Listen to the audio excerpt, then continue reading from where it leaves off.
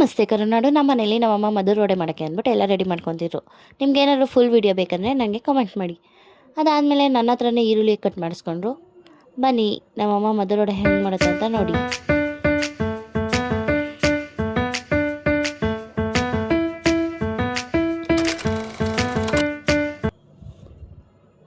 ಆಮೇಲೆ ನಾನು ಹೋಗಿದ್ದೆ ಅಂಗಡಿಗೆ ಅಂತ, ಯಾಕಂದರೆ ನಮ್ಮಮ್ಮ ಹಾಲು ಥರ ಕೇಳಿದ್ರು.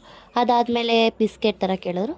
ಅದಕ್ಕೆ ನಾನು ಬಿಸ್ಕೆಟ್ ಜೊತೆ ಇನ್ನೊಂದು ಕಿಂಡ್ರ್ ಜಾಯ್ ಥರ ಏನೋ ಇತ್ತು ಅಂದ್ಬಿಟ್ಟು ತೊಗೊಂಡೆ. ಅದು ಡೂಪ್ಲಿಕೇಟ್ ಕಿಂಡ್ರ್ ಜಾಯ್. ಆದಮೇಲೆ ನಂಗೆ ಅದೇನೋ ಟಾಯ್ ಸಿಕ್ಕಿತ್ತು. ಆಮೇಲೆ ಆಚೆ ಬಂದು ನೋಡಿದ್ರೆ ನಮ್ಮ ಮನೆ ಹತ್ರ ಕುದುರೆ ಇತ್ತು. ಅದು ಟ್ರಾಫಿಕ್ ಆಗಿತ್ತು ಅಂದ್ಬಿಟ್ಟು ಅಲ್ಲಿ ಗಾಡಿ ನಿಂತಿದ್ದು, ಆ ಗಾಡಿಯಲ್ಲಿ ತೊಗೊಂಡೋಗ್ತಿದ್ರು. ಆಮೇಲೆ ನಾನು ನಮ್ಮಮ್ಮ ಹೋಗಿದ್ದೆ ಸಾಫ್ಟಿ ತಿನ್ನೋಕ್ಕೆ, ಅದು ಡಿಮಾರ್ಟ್ಗೆ ಸಾಫ್ಟಿ ತಿಂದು ಒಳಗಡೆ ಎಂಟ್ರಿ ಕೊಟ್ವಿ. ಅದಾದಮೇಲೆ ಶಾಪಿಂಗ್ಗೆ ಅಂತ ಹೋದ್ವಿ. ಅಲ್ಲಿ ಯಾವುದೋ 4 ಮಕ್ಕಳು ಫ್ಯಾನ್ಗೋಸ್ಕರ ಕಿತ್ತಾಡ್ತಿದ್ರು, ಚಿಕ್ಕ ಫ್ಯಾನ್ಗೋಸ್ಕರ. ನನಗಂತೂ ನೋಡಿ ನಗುನೇ. ಅದಾದಮೇಲೆ ನಾವು ನಮ್ಮಮ್ಮ ಶಾಪಿಂಗ್ ಕಂಟಿನ್ಯೂ ಮಾಡಿಕೊಂಡು ಈ ಗೊಂಬೆಗಳ ಹತ್ರ ಎಲ್ಲ ಬಂದ್ವಿ. ಗೊಂಬೆ ನೋಡಿ ತುಂಬ ಇಷ್ಟ ಆಯಿತು.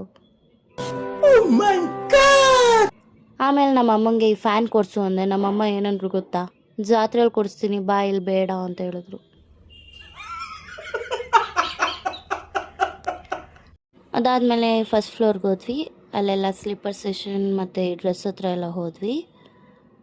ಆಮೇಲೆ ಮತ್ತೆ ನಾನು ನಮ್ಮಮ್ಮ ಕೆಳಗೋದ್ವಿ. ಅದೇನೋ ತೊಗೋಬೇಕಿತ್ತು ಅಂದರು ನಮ್ಮಮ್ಮ, ಮರ್ತೋದ್ವಿ ಅಂದ್ಬಿಟ್ಟು ಕೆಳಗೋದ್ವಿ. ಅಲ್ಲೋಗಿ ನೋಡಿದ್ರೆ ಆ ಬೋಟ್ ಡ್ಯಾನ್ಸ್ ಆಡ್ತಿತ್ತು.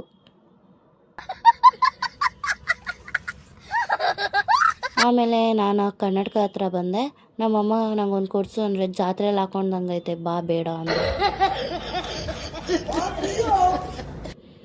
ಅದಾದಮೇಲೆ ನಾವೆಲ್ಲ ಶಾಪಿಂಗ್ ಮಾಡಿಕೊಂಡು ಮತ್ತೆ ಕೆಳಗೆ ಬಂದಿದ್ದು ಯಾಕಂದರೆ ಬಿಲ್ ಮಾಡ್ಸೋಕ್ಕೆ ಅಂದ್ಬಿಟ್ಟು. ಬಿಲ್ ಮಾಡ್ಸೋಕ್ಕೆ ಅಂತ ಕ್ಯೂ ಅಲ್ಲಿ ನಿಂತಿದ್ವಿ. ಅದಾದಮೇಲೆ ಬಿಲ್ ಮಾಡಿಸ್ಕೊಂಡು ಎಕ್ಸಿಟ್ ಆದ್ವಿ. ಎಕ್ಸಿಟ್ ಆಗಿ ಮನೆ ಕಡೆ ಬರಬೇಕಾದ್ರೆ ಬಸ್ ಹತ್ತ ಅಲ್ಲಿ ನಾವು ನೋಡಿದ್ದೆ ಒಂದು ಹಸು. ಅದನ್ನು ನಮ್ಮಮ್ಮ ವಿಡಿಯೋ ಮಾಡಿತ್ತು.